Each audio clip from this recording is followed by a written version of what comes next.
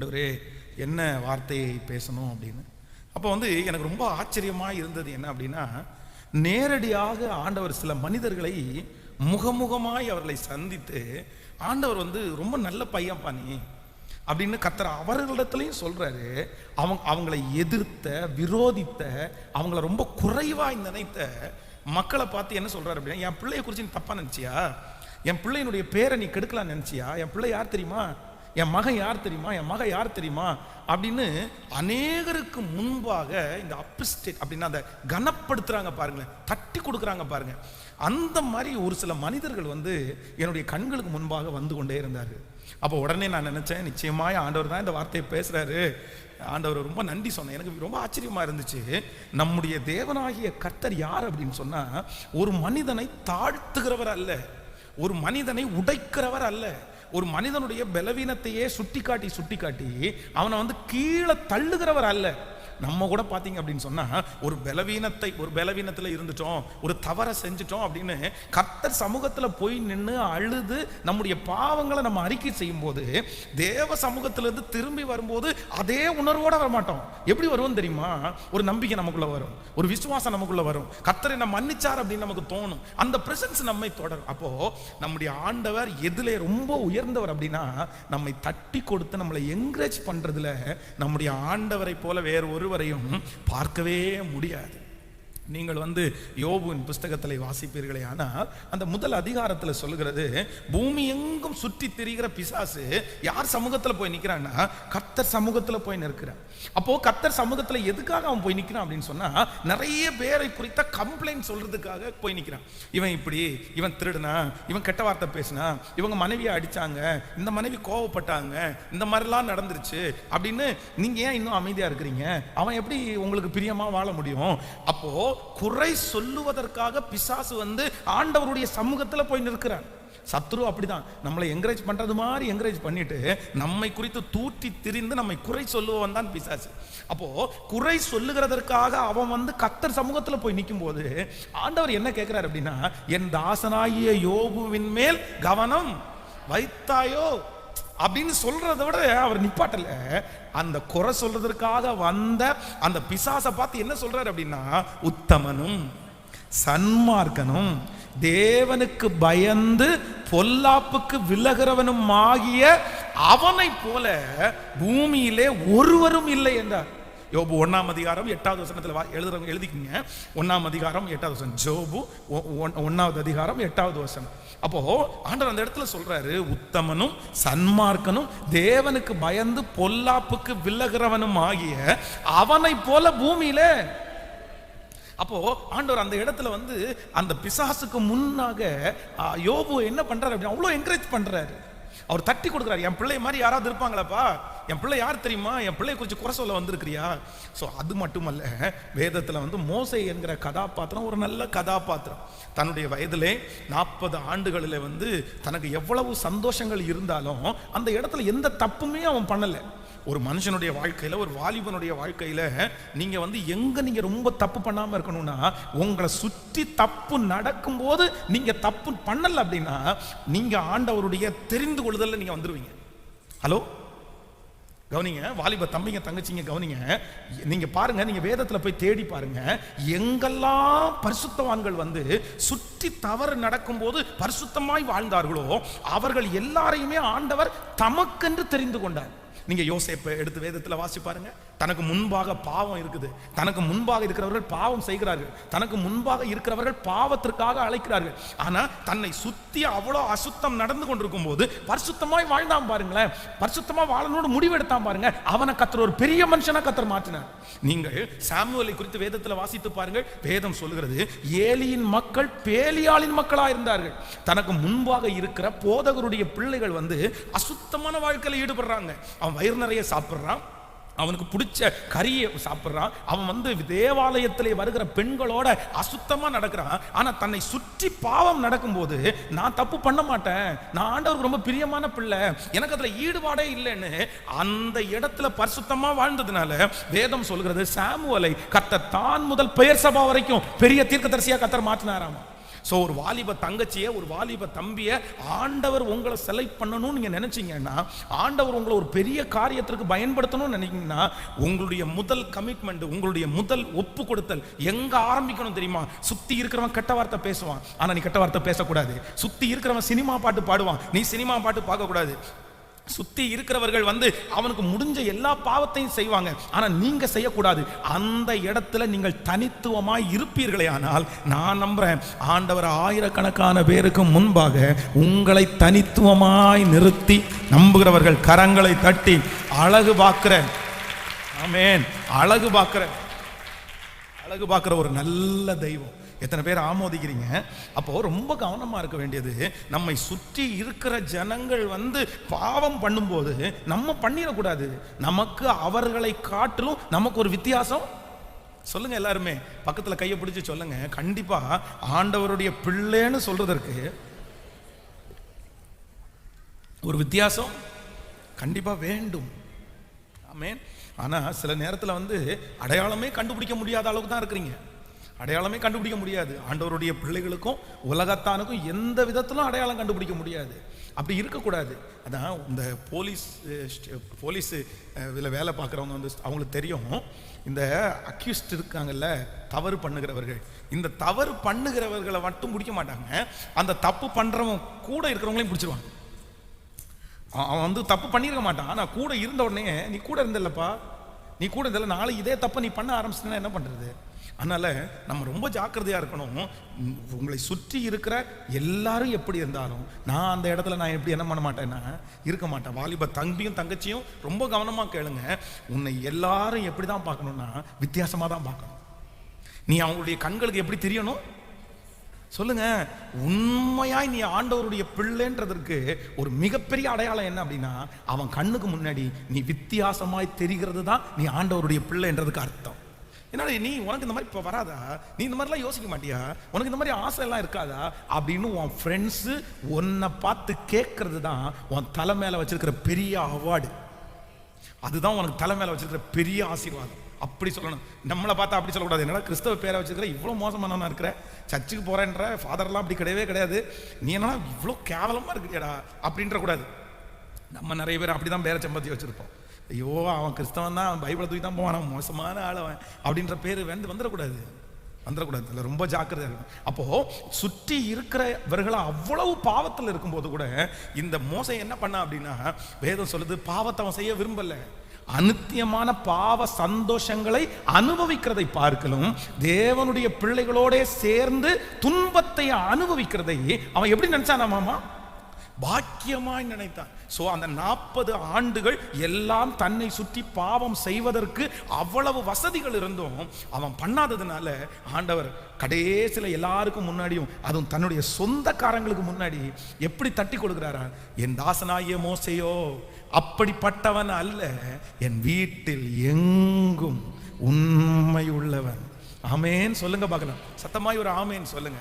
அப்போ இன்னைக்கு இந்த ஆராதனை வேளையில நீங்க எல்லாரும் என்ன ஜெபிக்கணும்னா, ஒரு நாள் கர்த்தர் என்ன எல்லாருக்கும் முன்னாடியும், என் பையன் நல்லவன், என் பொண்ணு நல்லவா, என் பொண்ணு ஆண்டவரை தேடுறவா, என்னை குறித்த சாட்சி மனிதன் அல்ல கர்த்தரே கொடுப்பாரா? எத்தனை பேர் ஆசைப்படுறீங்க? நான் சொல்றேன், உங்களை பார்த்து ஒரு கேள்வி கேட்கிறேன். ஆண்டவருடைய பிள்ளையே, எல்லாரும் உங்களை நல்லவன்னு சொல்றாங்க, எல்லாரும் உங்களை நல்லவன்னு சொல்றாங்க, எல்லார்ட்டும் நீங்க நல்ல பேர் வாங்கிட்டீங்க.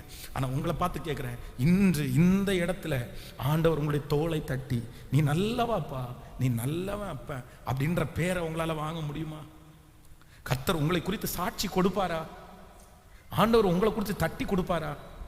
நீங்க மேடையில் ஒரு கிஃப்ட் நீங்க வாங்கிடலாம், பாஸ்டர்ட்ட ஒரு கிஃப்ட்டை வாங்கிடலாம், மேனேஜர்கிட்ட ஒரு கிஃப்ட்டை வாங்கிடலாம்.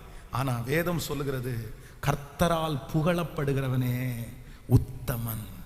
யார் உத்தமனாமா சொல்லுங்க? நீங்க முதல்ல யாரால புகழப்படணும்? சத்தம் கேட்கல, சத்தமா சொல்லுங்க. கர்த்தரால் புகழப்படணும். ஆண்டவர் உங்களை தட்டி கொடுக்கணும், ஆண்டவர் உங்களை என்கரேஜ் பண்ணணும். இன்றைக்கு ஒரு ஜபமாகவே மாறட்டும். ஆண்டவரே, ஒரு நாள் நான் என்னுடைய ஜபத்தில் இருக்கும்போது ஃபீல் பண்ணணும், என்ன அப்படின்னா, என் தோளை தட்டி நீ நல்லா ஊழியம் செய்யறடா, நீ நல்லா ஜெபம் பண்றடா, நீ நல்லா பரிசுத்தமா வாழ்றடான்னு என் இயேசு என்னை தட்டி கொடுக்கணும். ஆமேன்னு சொல்லுங்க. டேய், நீங்க 2 பேரும் எதுக்கு போறீங்க? உட்காருங்க. ஆமென். கையை உயர்த்தி ஒரு ஹல்லேலூயா சொல்லுங்க. கரங்களை அசைத்து ஒரு ஹல்லேலூயா சொல்லணும். ஸோ அப்போ யார் நம்மளை புகழணும் சொல்லுங்க, சத்தமா சொல்லுங்க பார்க்கலாம். யார் புகழணும்? கர்த்தரால் புகழப்படணும். கர்த்தரால் புகழப்படணும். அப்போ அதை ஒரு ஜெபமா பண்ணுவோம். கைகளை எல்லாரும் உயர்த்தி சொல்லுங்க, ஆண்டவரே எனக்கு ஒரு கிருபை வேண்டும் ஆண்டவரே, எனக்கு ஒரு கிருபை வேண்டும், எனக்கு ஒரு இரக்கத்தை நீங்க செய்யணும் ஆண்டவரே, நான் உங்களால் புகழப்படணும். முழு பெல்லத்தோட சொல்லுங்க, ஆண்டவரே உங்களால் நான் புகழப்படணும், உங்களால் நான் புகழப்படணும். நீங்க என்ன புகழணும் ஆண்டவரே. ஆண்டவரே உலகத்தில் இருக்கிற புகழ்ச்சியை விட, என் சொந்தங்களிடத்தில் இருக்கிற புகழ்ச்சியை விட, ஆண்டவரே என்னுடைய மேனேஜர் இடத்துல இருக்கிற புகழ்ச்சியை விட, தகப்பனே உங்களாலே புகழப்படுகிற ஒரு அனுபவத்தை கர்த்தர் இப்பொழுது எனக்கு கட்டளையிடும் ராஜா. நான் ஆசைப்படுகிறேன், நான் விருப்பப்படுகிறேன். உமக்கு முன்பாக ஒரு நாள் என்னை நிற்க வைத்து அப்படியே என்னுடைய தோளை தட்டி நீங்க சொல்லணும், நீ நல்லவன், நீ நல்ல பிள்ளை, நீ ஜெபிக்கிறவன் ஆண்டவரே. அப்படி ஒரு நாள் பரலோகம் என்னை அங்கீகரிக்கிறதை, ஒருவேளை இந்த தேசத்திலிருந்து ஆண்டவரே கண்ணை மூடி பரலோகத்திற்கு வரும்போது உங்களால் அங்கீகரிக்கப்பட்ட, உங்களால் தட்டி கொடுக்கப்படுகிற ஒரு மனுஷனாய், உங்களால் புகழப்படுகிற ஒரு மனுஷனாய் கர்த்தர் நீரனை மாற்றுவீராக. கைகளை அசைத்து ஒரு ஹல்லேலூயா சொல்லணும். அப்போ ஆண்டவர் வேதத்தில் இந்த மாதிரி நிறைய பேர் ஆண்டவர் என்ன பண்ணியிருக்கிறார்னா, அவர் தட்டி கொடுத்தார், அவர் புகழ்ந்தார். அப்போ தேவனால் புகழப்படுகிறவனே உத்தமன். நம்ம யாரால புகழப்படணும் சொல்லுங்க? தேவனால் புகழப்படணும். ஒவ்வொரு ஆண்டவருடைய பிள்ளைகளும் மனசுக்குள்ள ஒரு ஆசை வேணும், என்ன கர்த்தர் என்ன பண்ணணும்னா என்ன தட்டி கொடுக்கணும். நான் சொல்றேன், உலகத்திலே இருக்கிற மனுஷனுடைய புகழ்ச்சியை எல்லாம் நீங்கள் ஈஸியா வாங்கிடலாம். ஏன்னா நம்மளை பற்றி நிறைய பேருக்கு என்ன பண்ணாது தெரியாது, நம்முடைய வெளி தோற்றம் மட்டும்தான் நமக்கு தெரியும். ஆனா ஆண்டவரிடத்துல நல்ல பேர் வாங்குறது அவ்வளவு சுலபமானது அல்ல. இன்னைக்கு இந்த உலகத்துல இருக்கிற எல்லா இடத்துலயும் நல்ல பேர் வாங்குறதுக்கு மனுஷன் என்னென்னமோ பண்றான், என்னென்னமோ செய்யறான். பொதுவா நான் பார்த்துருக்கிறேன், நல்லவங்க நிறைய பேர் தண்டிக்கப்படுவாங்க. ஆனா இந்த கொஞ்சம் கண்ணிங்கா இருக்காங்க பாருங்களேன், கொஞ்சம் கவனமா பேரை காப்பாத்துறவன் அவன் கரெக்டா இருப்பான் பாருங்க, அவங்க நல்லவங்கள மாதிரி இருந்துருவாங்க. அப்போ நம்ம கண்ணுக்கு யாரை தெரியும் தெரியுமா?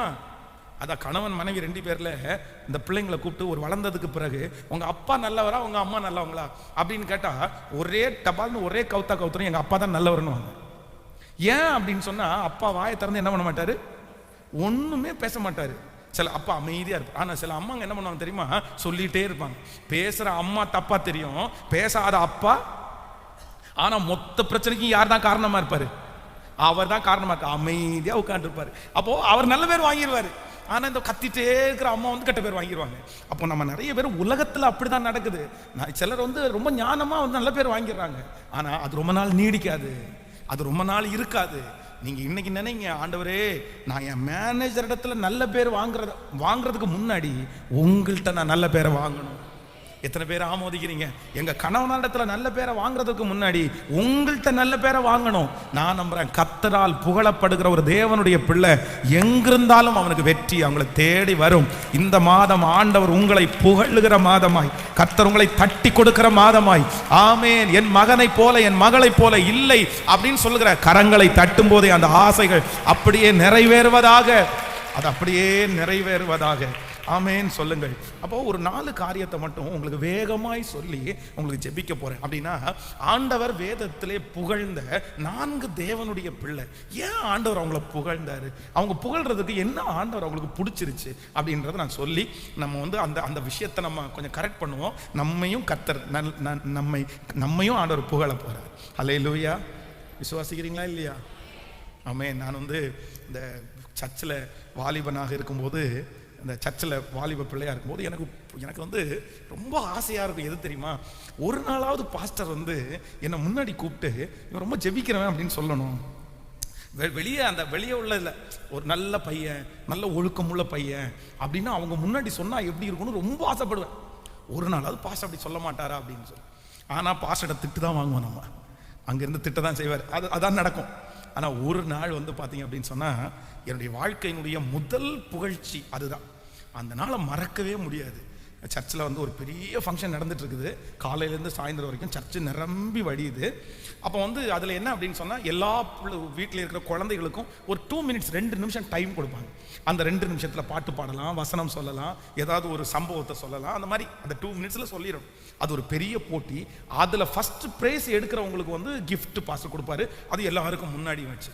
அப்போ நான் பெரிய ப்ரிப்ரேஷன், சின்ன ப்ரிப்ரேஷன் அல்ல. எங்கள் அக்கா தான் அப்போ எனக்கு பெரிய பாட்டு மாஸ்டர்.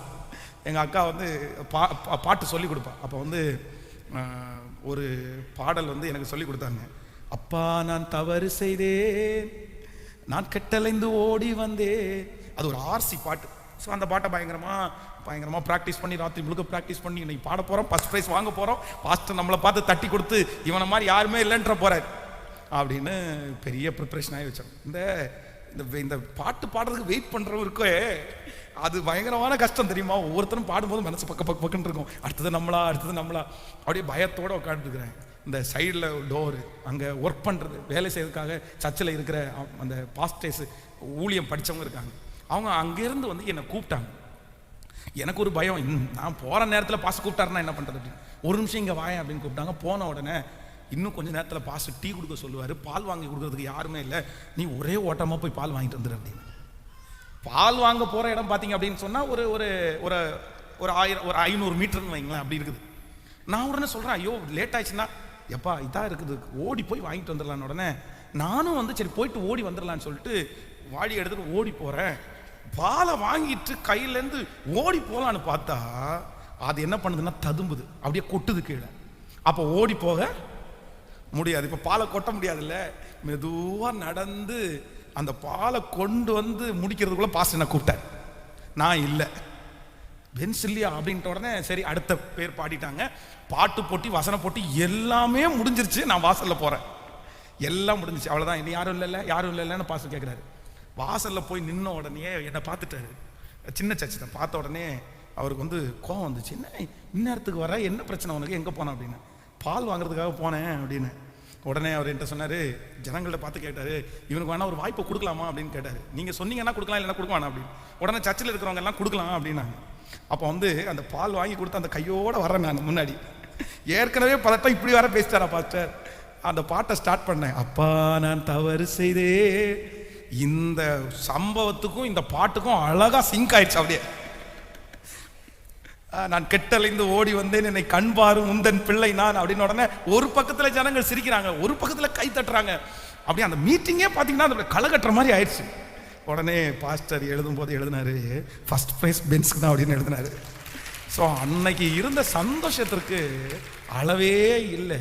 அப்போ அன்று அந்த மேடையில் வந்து பல நாட்கள் ஆசைப்பட்டு ஒரு பரிசுத்தவானுடைய கையில் நம்ம வந்து அந்த அந்த நல்ல பையன் அப்படின்ற பேரை வாங்கணும். பாஸ்டர்கிட்ட நான் உலகத்தில் வாங்கணும்னு நினைக்கவே இல்லை. டீச்சர் என்ன முன்னாடி நிறுத்தி இவன் 100க்கு 100 மார்க் எடுத்துருக்கிறான் அப்படின்னு நினைக்கவே இல்லை. நான் அது என்னமோ ஆசை வரல, அப்படியெல்லாம் நினைக்கவே இல்லை.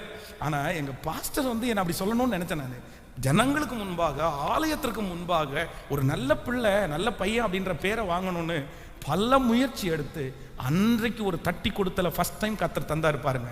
நான் கர்த்தருடைய கிருபையினால இன்னைக்கு நம்புகிறேன், இன்று வரையிலும் கர்த்தர் நிறைய இடங்கள் அந்த சாட்சியே கேட்க வைத்திருக்கிறார். அதனால இந்த ஜெபத்துல எந்த பிள்ளை, எந்த ஆண்டவருடைய பிள்ளை கர்த்தர் என்ன சாட்சியா நிறுத்தணும்னு நினைக்கிறீங்களோ, மனுஷனுக்கு முன்பாக ஒருவேளை நான் சாட்சியை கெடுத்துடுவேனோடு நீ நினைக்கலாம். ஆனா கர்த்தர் உங்களை விடமாட்டார். ஒரு நாள் அநேகருக்கு முன்பாக ஒரு தட்டி கொடுத்தலை நீங்கள் பெறுவீர்கள். உங்கள் வேலை ஸ்தலத்திலே அந்த தட்டி கொடுத்தலை நீங்கள் பெறுவீர்கள். உங்களை சுற்றி இருக்கிற ஜனங்களுக்கு முன்பாக அந்த தட்டி கொடுத்தலை நீங்கள் பெறுவீர்கள். அல்லேலூயா. அப்ப ஆசைப்படணும். ஆமென். ஸோ வேகமாக நம்ம வந்து ஆண்டவரால் புகழப்பட்ட சில மனிதர்களை ஏன் ஆண்டவர் அவங்கள புகழ்ந்தார் அப்படின்றத வாசிக்கலாம். மத்தேயு எழுதின சுவிசேஷம் 16ஆம் அதிகாரம் 10வது வசனத்தை நம்ம வேகமாய் வாசிக்கலாம். லூக்கா எழுதின சுவிசேஷம் 16ஆம் அதிகாரம், மத்தேயு 25, 23 ஓகே, லூக்கா 16, 10 இந்த 2 வசனங்களையும் வாசிக்கலாமா? எடுத்தீர்களா? மத்தேயு 25ஆம் அதிகாரத்தில் ஓடுங்க. மத்தேயு 25ஆம் அதிகாரம் 23வது வசனம். அவனுடைய எஜமான அவனை நோக்கி, நல்லது உத்தமமும் உண்மையும் உள்ள ஊழியக்காரனே, கொஞ்சத்திலே உண்மையா இருந்தாய், அநேகத்தின் மேல் உன்னை அதிகாரியாய் வைப்பேன், உன் எஜமானுடைய சந்தோஷத்துக்குள் பிரவேசி என்றார். நீங்க அடுத்த அந்த வசனத்தையும் லூக்கா 16, 10 நீங்க எழுதிக்கிங்க. அவனுடைய எஜமான் அவனை நோக்கி, நல்லது உண்மையும் உத்தமமும் உள்ள ஊழியக்காரனே, நீ கொஞ்சத்தில் உண்மையாய் இருந்தாய், அநேகத்தின் மேல் உன்னை அதிகாரியாய் வைப்பேன், என்னுடைய சந்தோஷத்துக்குள் பிரவேசி. ஆனால் கவனிங்கள் ஆண்டவருடைய பிள்ளைகளே, இந்த இடத்திலே எஜமானன் என்கிறவர் ஆண்டவர் தான் அந்த இடத்துல எஜமானனா இருக்கிறாரு. இப்ப ஆண்டவர் என்ன பண்றாரு அப்படின்னா, ஒரு 3 பேர் அவருடைய சமூகத்துல நிக்கிறாங்க. ஒரு 3 நபர்கள். அப்போ ஒவ்வொரு நபர்களும் வந்து நிக்கிறாங்க. ஒரு நபரை பார்த்து தட்டி கொடுக்கிறாரு, இன்னொரு நபரை பார்த்து தட்டி கொடுக்கிறாரு. ஆனா இன்னொரு நபரை பார்த்து என்ன சொல்றாரு அப்படின்னா, எப்ப நீ யாருக்குமே உதவாதவனா இருக்கிறியே, நீ ஏன் இப்படி இருக்கிற, நீ ரொம்ப மோசமானவனா இருக்கிற, நீ எதையுமே செய்யல, அவ்வளவுதான், நீ வந்து சந்தோஷத்துக்குள்ள நீ பிரவேசிக்க முடியாது. அப்போ இந்த இடத்துல வந்து ஒரு மனிதனை பார்த்து சொல்கிறார், உண்மையும் உத்தமமும் உள்ள ஊழியக்காரனே, நீ கொஞ்சத்தில் உண்மையாயிருந்தாய், ஆதலால் நீ அநேகத்தின் மேல உன்னை அதிகாரியாய் வைப்பேன். அப்போ ஆண்டவருடைய பிள்ளைகளே, ஆண்டவர் முதலாவதாக இங்கே ஒரு மனுஷனை ஆண்டவர் தட்டி கொடுக்கிறாரு. யாரை தட்டி கொடுக்கிறார் அப்படின்னா, கொஞ்சத்தில் உண்மையா இருந்தவனை. ஆமென் சொல்லுங்க. இது என்ன அப்படின்னா, ஒருத்தருடைய கை 3 பேருடைய கையிலே தாளந்து கொடுக்கப்படுகிறது. ஒருத்தனுடைய கையில 5, 3, 2, 1 அந்த மாதிரி கொடுக்கப்படுது. தாளந்து கொடுத்தாச்சு. இப்போ இந்த தாளந்தை கொடுத்துட்டு கொஞ்ச நாள் அந்த தாளந்தை நீ வச்சுக்கோ, அதை யூஸ் பண்ணு அப்படின்னு சொல்லி இப்ப கணக்கு கேட்கறதுக்காக வர்றாரு. என்ன பண்ணீங்க, நான் கொடுத்த அபிஷேகத்தை என்ன பண்ண, நான் கொடுத்த தாளந்தை என்ன பண்ணேன்னு கேட்கறதுக்காக எஜமானன் வருகிறார். அப்போ அவங்க கையில கொடுக்கப்பட்டிருக்கிறத யாரெல்லாம் ரொம்ப பெருக்கி 5 10 மாத்தி அந்த மாதிரி கொடுத்தாங்களோ அவங்கள அவர் என்ன பண்றாருன்னா தட்டி கொடுத்து, நீ கொஞ்சத்தில் உண்மையாயிருந்தாய், உன்னை அநேகத்தின் மேல அதிகாரியாய் வைப்பேன். இந்த ஜெபத்துல இந்த சத்தத்தை கேட்கிற அன்பு ஆண்டவருடைய பிள்ளைகளே, தேவன் முதலாவது யாரை கர்த்தர் கனம் பண்ணுகிறார், யாரை கர்த்தர் தட்டி கொடுக்கிறார் அப்படின்னு சொன்னா, கொஞ்சத்தில் உண்மையா இருக்கிறவங்கள கர்த்தர் என்ன பண்ணுவாராமா, தட்டி கொடுப்பார்.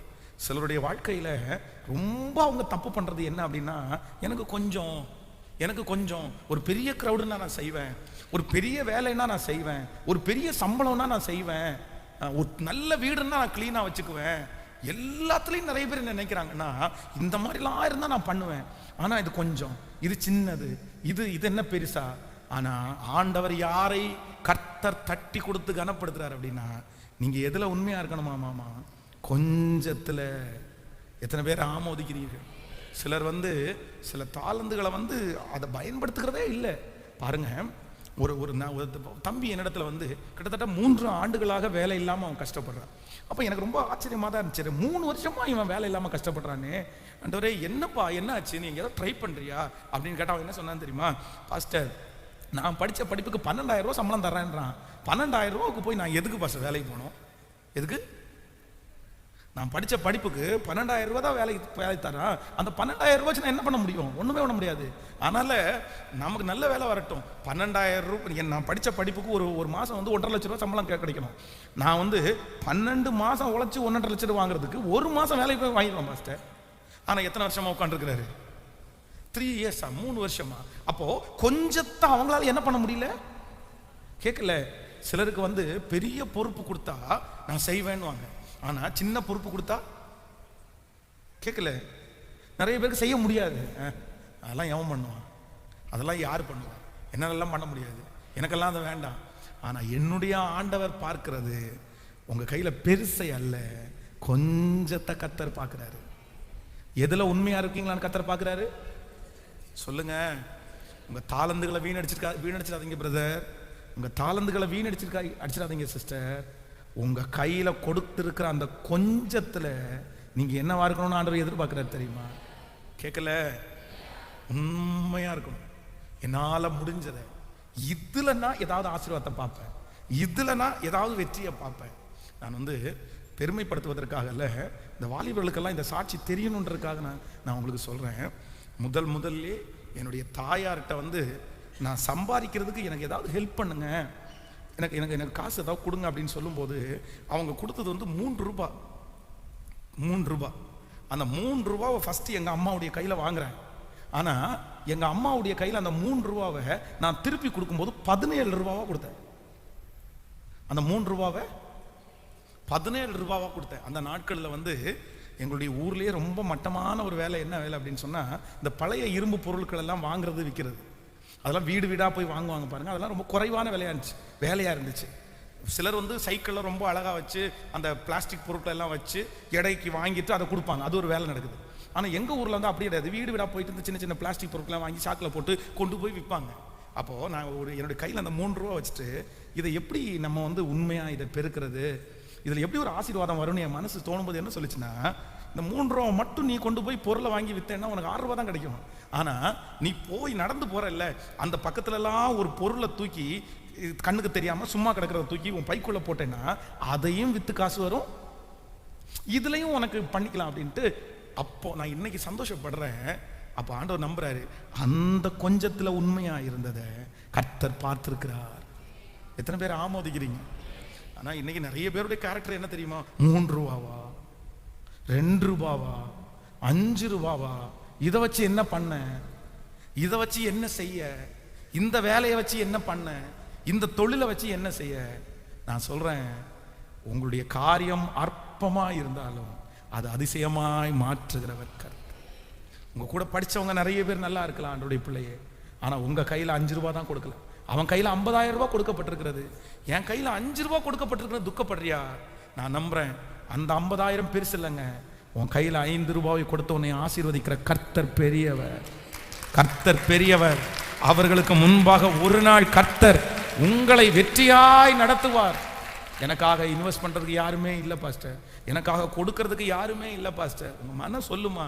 நான் நம்புறேன் உங்க கையில கொடுக்காததான் ஆண்டவர் கேட்கல, கொடுத்ததுல நீங்க என்னவா இருக்கணுமா? கேட்கல.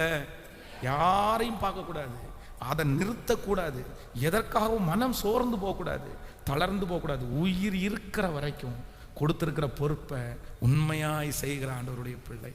ஹல்லேலூயா. கைகளை அசைத்து ஒரு ஹல்லேலூயா. 2013 வருஷத்தினுடைய அந்த முடிவில் 14வது வருஷத்தினுடைய அந்த ஆரம் 2014, அந்த 2014வது வருஷத்தில் ரொம்ப சிக்காயிட்டேன். ரொம்ப அதிகமான வியாதி, என்னால் நடக்க கூட முடியல. அப்போது கவுண்டம்பாளையத்தில் இருக்கிற வெஸ்லி ஐயாவும் அம்மாவும் எனக்கு ரொம்ப முடியாமல் படுத்த படுக்கையே 7 நாள் அவங்க வீட்டில் கிடக்கிறேன்.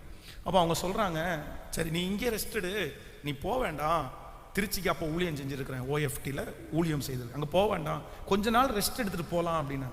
அப்போது அவங்கள பார்த்து நான் சொன்னேன், எப்படியாவது என்னை திருச்சி பஸ்ஸில் ஏற்றி விடுங்க, மற்றதை நான் பார்த்துக்கிறேன் அப்படின்னு. உண்மையாக சொல்ல போனால் லிட்ரலாக இது பஸ் ஸ்டாண்டில் வந்து என்னை கொண்டு போய் 2 பேரும் என்னுடைய 2 கையையும் பிடிச்சி பேகை ஃபஸ்ட்டு வந்து அந்த கண்டக்டர்கிட்ட கொடுத்துட்டு என்னை அப்படி கை தாங்கலாக ஏற்றி பஸ்ஸுக்குள்ளே அனுப்புனாங்க. அப்போது வெஸ்லி அம்மா கூட என்கிட்ட கேட்டாங்க, ஏன்ப்பா இவ்வளோ உடம்பு நல்லா இல்லாமல் இருக்க, போகணுமாப்பா அப்படின்னு கேட்டாங்க. அந்த பஸ்ஸு முழுக்க திருச்சி வரைக்கும் அழுதுகிட்டே போனேன். சத்திரம் பஸ் ஸ்டாண்டில் இறங்கி என் பெட்டியை என்னால் தூக்க முடியல. ஆனால் அந்த சத்திரம் பஸ் ஸ்டாண்டில் அழுதுகிட்டே சொன்னேன், ஆண்டவரே எனக்கு வேற ஒன்றும் வேணாம், என் கையில் இந்த ஊழியன்ற ஒரு பொறுப்பை கொடுத்துருக்குறீங்க, அந்த இடத்துல போய் காலடி எடுத்து வைக்கிற வரைக்கும் என் ஜீவன் என் கூட இருந்தால் போதும், அதுக்கப்புறம் நான் செத்து போனால் கூட பரவாயில்ல, செத்தாலும் அந்த ஊழிய ஸ்தலத்தில் தான் நான் சாகணும் அப்படின்னு நினச்சிட்டு அழுதுகிட்டே போனேன் அந்த இடத்துக்கு. ஆனால் இன்றைக்கு அதெல்லாம் நம்புகிறேன், அவ்வளவு பலவீனத்தின் மத்தியிலையும் உண்மையாக இருந்ததை மனுஷர்கள் பார்த்தார்களோ இல்லையோ, கர்த்தர் பார்த்தார். அல்லேலூயா. இந்த மகிமையான ஊழியத்தை ஆண்டவர் இன்னைக்கு என் கையில் கொடுக்கும்போது, இத்தனை ஆயிரக்கணக்கான ஜனங்களை கர்த்தர் என்னை சந்திக்க வைக்கும்போது நான் என்ன நினைக்கிறேன் அப்படின்னா, அந்த கொஞ்சத்தில் கர்த்தர் கொடுத்ததுன்றதுல ரொம்ப சின்சியராக இருந்ததுனால ஆண்டவர் பல மடங்கு ஆண்டவர் நம்பினார். உங்களுக்கு எத்தனை பேருக்கு கிருபை இருக்குது, உங்களுக்கு எத்தனை பேருக்கு தாளந்து இருக்குது, உங்களுக்கு எத்தனை பேர் ஆண்டவர் சுகமாக வச்சிருக்கிறார். கை கால் இல்லாதவங்க கூட ஏதாவது ஒரு வேலை செஞ்சு பொழைக்கிறாங்க, கண் இல்லாதவங்க ஒரு வேலை செஞ்சு பொழைக்கிறாங்க, எவ்வளவு அவங்க ஞானமாய் நடந்து கொள்கிறார். ஆனால் ஆண்டவர் இங்கே இருக்கிற நிறைய பேருக்கு கை கால்களை கொடுத்துருக்கிறாரு, தாளந்துகளை கொடுத்துருக்கிறாரு, கிருபை கொடுத்துருக்கிறாரு. ஆனால் எனக்கு ஒரு பெரிய துக்கம் என்ன அப்படின்னா, நிறைய பேர் அந்த கிருபைகளை அப்படியே வீணடிக்கிறாங்க. நிறைய பேர் தூங்கியே கழிக்கிறாங்க, நிறைய பேர் விளையாட்டுத்தனமாய் விளையாடியே கழிக்கிறாங்க, நிறைய பேர் சொந்தக்காரங்களை திருப்திப்படுத்தியே அந்த நேரத்தை கழிச்சிடுறாங்க. நிறைய வித்தியாசமா டைமை வேஸ்ட் பண்ணி ஒண்ணுமே வாழ்க்கையில் ஒரு அச்சீவ்மெண்ட்ஸ் கூட இல்லை. ஒரு சிலரெல்லாம் காலையிலேருந்து சாயந்தரத்துக்கு ஃபோனில் உட்காந்துட்டே அந்த கிருபையெல்லாம் இழந்துடுறாங்க. எல்லாத்தையும் வீணடிச்சுட்டு நீ எங்க போற, நீ என்ன பண்ண போற? நிற்கதியாக தான் நீ நிற்பப்பா, நீ நிற்கதியாக தான் நிற்ப, நீ ஒன்றும் இல்லாமல் தான் நிற்ப. இப்படி கர்த்தர் உனக்கு கொடுக்குற எல்லா தாளந்துகளையும் எங்கேயாவது ஒரு இடத்துல ஆத்துலையும் குளத்துலையும் போட்டது மாதிரி போட்டுட்டு ஒன்றுமே பண்ணாம இப்படி இருந்தேன்னா உன் வயசுல நீ என்ன பண்ணுவ, நீ என்ன செய்வ, நீ என்ன பண்ண முடியும்? ஆண்டவர் உங்ககிட்ட கணக்கு கேட்கும்போது நீ என்ன சொல்லுவ? கர்த்தர் ஒரு நாள் உங்ககிட்ட கணக்கு கேட்பார். ஆண்டவர் நிச்சயம் கணக்கு கேட்பார். நீ கணக்கு கொடுக்கணும். அன்னைக்கு கணக்கு கொடுக்கும் போது இன்னொரு வாய்ப்பு எனக்கு கொடுங்க, இன்னொரு நாளை எனக்கு கொடுங்க, நான் செய்யறேன், நான் பாடுறேன், நான் போறேன்னு நினைச்சா இல்லப்பா, உனக்கு கொடுக்கப்பட்டிருக்கிற டைம் முடிஞ்சிருச்சு. இதுக்கு மேல உனக்கு வாய்ப்பு இல்லை. நீ இழந்துட்ட, கிருபையை இழந்துட்ட. ரொம்ப ஜாக்கிரதையா இருங்க. அதுவும் வாலிப தம்பி தங்கச்சிங்கெல்லாம் ரொம்ப கேர்ஃபுல்லா இருங்க. உன்னுடைய அபிஷேகத்தை தொலைச்சிடாத, உன்னுடைய கிருபையை தொலைச்சிடாத, உன் நாட்களை தொலைச்சிடாத. நீ கேர்ஃபுல்லா இருங்க. ஏதாவது ஒன்றை பண்ணி உன் கிருபையை பெருக்க பாரு, அதை மல்டிப்ளை பண்ண பாரு. அதை நல்லா வரணும் அப்படின்ற முயற்சி வரட்டும். அப்போ தேவன் உடைய முதுகை தட்டி என்ன பண்ணுவார்? நான் உண்மையும் உத்தமமும் உள்ள ஊழியக்காரனே, என் சந்தோஷத்துக்குள்ள பிரவேசின்னு கர்த்தர் சொல்லுவார். ஹல்லேலூயா. கைகளை அசைத்து ஹல்லேலூயா சொல்லுங்க. பக்கத்தில் இருக்கிற கரை பிடிச்சி சொல்லுங்க, உன் கிருபையை வீணடிச்சிடாதேன்னு சொல்லுங்க. நீ உன் நாட்களை வீணடிச்சிடாத. உன் கையில் கொடுக்கப்பட்டிருக்கிற கொஞ்சமா இருந்தாலும் பெருசா இருந்தாலும் உண்மையாய் செய். தேவன் உன்னை ஆச்சரியமாய் நடத்தும். ஹல்லேலூயா. ஆண்டவரே, எனக்கு ஒரு பலன் தாரும் ஆண்டவரே. எனக்கு எந்த பலன் தாரும் அப்படின்னா, நான் கொஞ்சத்துல என்னவா இருக்கணும் அப்படின்னு கேட்கல. அது சின்னதோ பெருசோ அது கர்த்தர் கொடுத்தது. இந்த சர்ச்சில் கூட்டுற வேலையை உங்களுக்கு கொடுத்துருக்கலாம் சிஸ்டர், பாத்திரம் விளக்குற வேலையை உங்களுக்கு கொடுத்துருக்கலாம் சிஸ்டர். அதுதான் நீங்கள் செய்யக்கூடிய வேலையாக இருக்கலாம், வேற பெருசாக இல்லை. உங்களுக்கு மைக்கு பிடிக்க வேலை உங்களுக்கு தரல. நான் சொல்கிறேன், நான் உங்கள் தேவன் உங்கள் கையில் கொடுத்துருக்கிற ஊழியத்தை நீங்கள் செய்யுங்க. இங்கே ஒருவேளை நீங்கள் பாத்திரம் கழுவுவீங்க, இங்கே ஒருவேளை நீங்கள் கூட்டுவீங்க. ஆனால் எந்த இடத்துல ஆண்டவர் உங்களை மேன்மைப்படுத்தணுமோ, எந்த இடத்துல கர்த்தர் உங்களை கனப்படுத்தணுமோ, அந்த இடத்துல கர்த்தர் உங்களை கனப்படுத்தாம போக மாட்டாரு. இங்கே தாழ்ந்து போகிற, இங்கே செய்கிற ஒவ்வொன்றையும் கர்த்தர் கணக்கில் வைத்திருக்கிறார். கர்த்தர் கணக்கில் வைத்திருக்கிறார். அதற்கு பல மடங்கு ஆண்டவர் தருவார். ஸோ உங்கள் கையில் கொடுக்கப்பட்டிருக்கிறத நீங்கள் எப்படி செய்யணுமாமா? சத்தமாக சொல்லுங்கள் எல்லாருமே. சிலருக்கு வந்து பார்த்தீங்கன்னா பாஸ்டர் இருக்கும்போது செய்வாங்க, பாஸ்டர் இல்லாத போது நம்ம ஆட்கள் அப்படி இல்லைன்னு நினைக்கிறேன். நீங்கள் அப்படி இல்லை. உண்மையிலே நான் எல்லாம் இப்போல்லாம் விட்டுட்டு தான் போயிடுறேன். எல்லாம் பண்ணி வச்சுறாங்க. சிலர் அப்படி தான். நாங்கள் பைபிள் காலேஜ் படிக்க முடியாது. கேம்பஸ் லீடர் வந்தாருன்னா செய்வோம், பாஸ்டர் வந்துட்டாருன்னா செய்வோம், அதுக்கப்புறம் செய்ய மாட்டோம். மனுஷனுக்காக அல்ல, மனுஷன் பார்க்கிறார் என்றல்ல, கர்த்தர் பார்க்கிறார். கர்த்தர் பார்க்கிறார். கைகளை அசைத்து ஒரு ஹல்லேலூயா. யார் பார்க்கிறா? கர்த்தர் பார்க்கிறார். ஆமே. ஸோ வேகமாய் நம்பர் 2 வேகமாய் சொல்லி உங்களுக்கு கடந்து போகிறேன். கர்த்தருக்கு சித்தமான அடுத்த சில மாதங்கள்லேருந்து நமக்கு இந்த சர்வீஸை கொஞ்சம் ஒரு 1/2 hour முன்னே ஆரம்பித்தா நல்லா இருக்கும்னு நினைக்கிறேன். இல்லை, அந்த ஃபைனல் பண்ணி கரெக்டாக முடிக்க முடியல. ஸோ 5:30 மணிக்கு வச்சான்னா எத்தனை பேரால் அட்டன் பண்ண முடியும்? கை தூங்க பார்க்கலாம். நல்லா கையை மேலே தூக்கம், கை கீழே போடுங்க. அட்டன் பண்ண முடியாதவங்க கை தூங்க பார்க்கலாமே. 5:30 மணிக்கு வச்சிங்கன்னா அட்டன் பண்ண முடியாதுன்றவங்க கை தூக்குங்க. ஓகே, ரொம்ப கம்மியாக தான் இருக்கிறாங்க. சரி, ஓகே, பார்ப்போம். உங்களுக்கு சிலர் பஸ்ஸில் வரது கூட பஸ் வசதிகள்லாம் இருக்காதுன்னு நினைக்கிறேன். சரி, ஏதோ பண்ணுவோம். ஏன்னா இந்த டைம் பத்தலை. இந்த ஃபஸ்ட் சர்வீஸுக்கு நான் கொண்டு வந்திருக்கிற அந்த வார்த்தை சரியாக ஃபுல்ஃபில் பண்ணி அவங்கள முடிச்சு உங்களை ஜெபம் பண்ணி அனுப்புறதுக்கு முடியல. அடுத்த சர்வீஸ் அதுக்குள்ளே வந்து நின்றாங்களா, ஓட்டமாக ஓட வேண்டியதாக இருக்குது இல்லை? சரி, ஓகே, அது பார்ப்போம், ஜெபம் பண்ணி செய்வோம். ஸோ நம்பர் 2, 2வதாக நீங்கள் லூக்கா எழுதின சுவிசேஷம் 18ஆம் அதிகாரத்திற்கு வாருங்கள். 14வது வசனம். லூக்கா எழுதின சுவிசேஷம் 18வது அதிகாரத்தில் 14வது வசனத்தை நம்ம வாசிக்கும் போது, அவன் அல்ல, இவனே நீதிமானாக்கப்பட்டவனாய் தன் வீட்டிற்கு திரும்பி போனான் என்று உங்களுக்கு சொல்லுகிறேன். நீங்க அப்படியே 13வது வசனத்தை வாசிங்க பார்க்கலாமே. ஆயக்காரன் தூரத்தில் நின்று தன் கண்களையும் வானத்திற்கு ஏறெடுக்க துணியாமல் தன் மார்பிலே அடித்து கொண்டு, தேவனே, பாவியாகி என் மேல் கிருபையாயிரும் என்றான். அவன் அல்ல, இவனே நீதிமானாக்கப்பட்டவனாய் வீட்டிற்கு திரும்பி போனான். போதும், கவனிங்க ஆண்டவருடைய பிள்ளைகளே. இப்ப நம்பர் 2, 2வதாக சத்தியத்தை கேட்கிறீங்களா? ஆவலா இருக்கிறீங்களா? ஒரு டைம் கையை அசைத்து ஒரு ஹல்லேலூயா சொல்லலாம். லைட் வெளிச்சம் கம்மியா இருக்கிறதுனால உங்க மூஞ்சி அந்த அளவுக்கு தெரியல எனக்கு. நீங்க விழிச்சுதான் இருக்கிறீங்களா அப்படின்னு? ஆமேன். விழிப்பா தானே இருக்கீங்க? இன்னொரு டைம் கையை அசைத்து நல்லா ஹல்லேலூயா சொல்ல. ஆமா, நீங்க தூங்கும்போது பிரசங்கம் பண்ற அளவுக்கு நான் தைரியசாலி இல்லை. சிலர் அப்படியே பண்ணுவோம். அதாவது அபிஷேகம் தான். அப்படி முன்னாடி இருக்கிறவங்க தூங்குனா கூட அவங்க அதை குறிச்செல்லாம் கவலைப்பட மாட்டாங்க. நான் வந்த வேலையை முடிச்சுவோம்ப்பா அப்படின்ற மாதிரி அழகா பிரசங்கம் பண்ணிட்டு போவாங்க. ஆனால் எனக்கு ஒருத்தர் முன்னாடி தூங்கினா நம்ம உயிரே போயிடும். என்னடா நம்ம பிரசங்கத்தை கேட்டு தூங்குறாங்க அப்படின்ற மாதிரி இருக்கும். அதனால நீங்க தூங்கி நான் பிரசங்கம் பண்ற அளவுக்கு தைரியசாலி நான் இல்லை. விழிப்பா தானே இருக்கிறீங்க? கைகளை அசைத்து இன்னொரு டைம் கூட ஹல்லேலூயா சொல்லலாம். ஸோ ஆண்டவருடைய பிள்ளைகளே, நம்பர் 2, 2வது இந்த இடத்துல பார்ப்பீர்களே. ஆனால் ஆண்டவர் ஒரு மனிதனை அவர் நேரடியாகவே பக்கத்தில் போய் நின்று அவனை தட்டி கொடுக்குறாரு. ஐயோ, ரொம்ப நல்லதுப்பா, ரொம்ப நல்லது. அவன் இந்த இடத்துல ஆண்டவர் எப்பவுமே யாரையுமே ஆண்டவர் கம்பேர் பண்ணி பேச மாட்டாரு. ஆனால் இந்த இடத்துல ஆண்டவர் ஸ்பெஷலாக கம்பேர் பண்ணியே பேசுறாரு. அவன் அல்ல, அவன் அல்ல, தசமபாவம் கொடுக்கிற அவன் அல்ல, நல்லா ஜெபிக்கிற அவன் அல்ல, உபவாசம் இருக்கிற அவன் அல்ல, சர்ச்சுக்கு ஒழுங்கா வர்ற அவன் அல்ல. அந்த மாதிரி அந்த அந்த அவன் அல்லன்னு சொல்ற அந்த மனுஷனுக்கு நிறைய குவாலிட்டி இருக்குது. அவன் அல்ல, இவனே நீதிமானாக்கப்பட்டவனாய் திரும்பி போனான். அப்போ அந்த ஆயக்காரனை பார்த்து ஆண்டவர் தட்டி கொடுத்து, இவன் தாண்டா பெஸ்ட், இவன் தாண்டா. ஆனா இவன் என்ன சொல்றான் அப்படின்னு சொன்னா, அந்த ஆயக்காரன் முழங்கால் படிட்டு என்ன சொல்றான்னா, ஆண்டவரே நான் அல்லன்றான், எனக்கு தகுதி இல்லை, இன்னைக்கு நான் அந்த அளவுக்கு நல்லவன் இல்லை, அவனை மாதிரி நான் ஜெபம் பண்ணல, அவனை மாதிரி நான் வந்து எதுவுமே பண்ணல, எனக்கு தகுதியே இல்லைன்றான். ஆனா ஆண்டவர் என்ன பண்றாருன்னா, தட்டி கொடுக்கும்போது அவனை தட்டி கொடுக்கிறார். நம்பர் 2, இரண்டாவது கர்த்தரால் புகழப்படுவது. ஆண்டவர் யாரை புகழுகிறார்? ஆண்டவர் உங்களை தட்டி கொடுக்கணும்னு நினைச்சா, உங்களுக்கு தகுதி இருந்தும் வாய் அளவில் அல்ல, மனசளவில் யார் தங்களை தாழ்த்துகிறார்களோ ஆண்டவர் உங்க முதுக தட்டி, அவன் அல்ல, இவனே நீதிமானாக்கப்பட்டவன். நான் என்ன நம்புறேன் அப்படின்னா, இந்த ஆயக்காரன் தகுதி உள்ளவனான்னு கேட்டா கண்டிப்பா அவன் தான் அவன் அப்படி நினைச்சுக்கிட்டானே தவிர கண்டிப்பா ஒரு நல்ல பர்சன். ஏன்னா அவன் ஆலயத்துக்கு வந்திருக்கான்ல, முழங்கால் படிக்கிட்டு இருக்கான்ல. இன்னும் சொல்ல போனா என்னன்னா, எல்லாரும் முன்னாடி வந்து உட்காந்துருவாங்க, ஆனா இவனுக்கு ஒரு ஒரு நம்ம ஒன்றும் பெருசா பண்ணலையே அப்படின்னு மூளையில ஆண்டவருக்காக வாழணும்ன்ற ஆசை, கீழ்ப்படியணும்ன்ற ஆசை, ஆனா அதை அவனால பண்ண முடியல. அதான் பண்ண முடியலன்னு அவன் போது முழங்கால் படிக்கிட்டு அவனை குற்றம் காமிச்சு, இவனை குற்றம் காமிச்சு, நான் அதனால தான் இப்படி பண்ணேன், இதனால தான் இப்படி பண்ணேன் அப்படின்னு சொல்லாம என்ன சொல்றான் அப்படின்னு சொன்ன, ஆண்டவரே பாவியாகிய என்மேல் கிருபையாயிரும், தன்னை தாழ்த்துகிற எவனும் உயர்த்தப்படுவான். சொல்லுங்க, தன்னை தாழ்த்துகிற, சொல்லுங்க, தன்னை தாழ்த்துகிற எவனும். ஆமென். பெருமை கொண்டீர்களே ஆனால் உங்களுக்கு வருகிற விளைவு பயங்கரமா இருக்கும். ஒரு மனைவி தான் சம்பாதிக்கிறேன் என்கிற பெருமை உங்களுக்கு வருமானால், நான் சொல்றேன் பாஸ்டர் இப்படி சொல்றாருன்னு நினைக்காதீங்க, உங்களை கர்த்தர் தரை மட்டும் கொண்டு வந்து உட்கார்ச்சிருவாரு.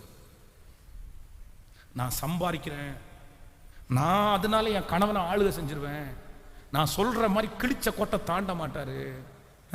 இல்ல சிஸ்டர், நீங்க வந்து சம்பாதிங்க, நீங்க வந்து டேலண்டா இருங்க, ஆனா அதுக்காக கர்த்தர் உங்களுக்கு கொடுத்திருக்கிற கணவனாரை மதிக்காம இருக்க முடியாது. அதுக்காக நீங்க வந்து அவங்கள துச்சமா நினைச்சிடக்கூடாது. சில இடங்கள்ல வந்து இப்படி இருக்கும் அப்படின்னு சொன்னா, கணவன் வந்து கொஞ்சம் நல்ல பெரிய ஒரு டேலண்ட் உள்ள ஒரு ஆளா அப்படி இருப்பாரு, அந்த இடத்துல மனைவி வந்து கொஞ்சம் வீக்கா கம்மியா இருப்பாங்க, இவங்க 2 பேரும் நல்லா அட்ஜஸ்ட் பண்ணி போவாங்க. குடும்ப வாழ்க்கைன்றது ஒருத்தர் உயரும் போது இன்னொருத்தர் அவங்கள பார்த்து எனக்கு மிஞ்சி போயிடுவாங்களோன்னு நினைக்கிறவங்க கிடையாது. என்ன தெரியுமா, உன்னுடைய தயவால நான் இருப்பேன், இப்போ உன் தயவால நான் இருக்கேன், அவ்வளவுதான். ஆண்டவர் ஒன்னு ஆசீர்வச்சாலும் ஓகே, கேட்கல. ஆனா சிலர் இதுல ரொம்ப மிஸ் பண்றாங்க. கணவனை விட ஒரு 5000 ரூபாய் ஜாஸ்தியா சம்பாதிச்சாச்சுன்னா உடனே நான் சம்பாதிக்கிற பணத்துல தானே நீ சாப்பிட்ற. அது ஒரு துஷ்ட கணவனார்கள் சிலர் இருப்பாங்க. அப்படின்னா மனைவியை வேலைக்கு விட்டுட்டு இவங்க எதுவுமே பண்ண மாட்டாங்க, அவங்க சம்பாதிக்கிற பணத்தை வாங்கி வாங்கி வாங்கி அந்த மாதிரி ஒரு கோஷ்டி இருக்காங்க. அவங்கள நான் சொல்ல வரல. ஆனா மனசறிஞ்சு கணவனை விட நான் அதிகமா படிச்சிருக்கிறேன், கணவனை விட நான் அதிகமா சம்பாதிக்கிறேன், மனைவியை விட நான் நல்லா சம்பாதிக்கிறேன், நான் கொடுக்குற சோறத்தான் அவங்க சாப்பிட்றாங்க, என்னை விட அவ வந்து மக்கு சட்டி, அவங்க அப்படி இப்படின்னு எல்லாம் சொல்லி நீங்க பெருமை கொண்டீர்களே ஆனால், பிரதர் நான் பார்த்ததை சொல்றேன், ஆண்டவர் உங்களை கண்டிப்பா சும்மா விட மாட்டாரு. ஒரு நாள் அவர்களுக்கு முன்பாக நீங்க தாழ்ந்து போகிற ஒரு சூழ்நிலை கண்டிப்பா உங்களுக்கு வரும். நான் பார்த்துருக்கேன், கண்ணால பார்த்துருக்கேன், எத்தனையோ பேரை பார்த்துருக்கேன்.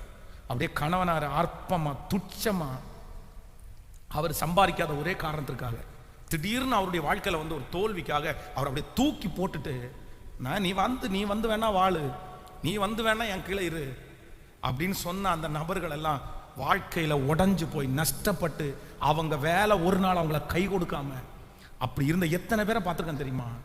அதிகாரம் வந்த உடனே ஒரு நாள் நம்ம ஆடிட முடியாது, கவனமா இருக்கணும்.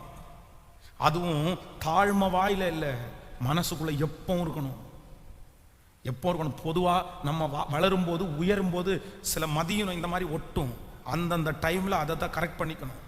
அது ஏன் முழங்கால நில்லுங்கன்றோம், இதுக்கு தான். ஏன் தரையில உட்காருங்கன்றோம், இதுக்கு தான்.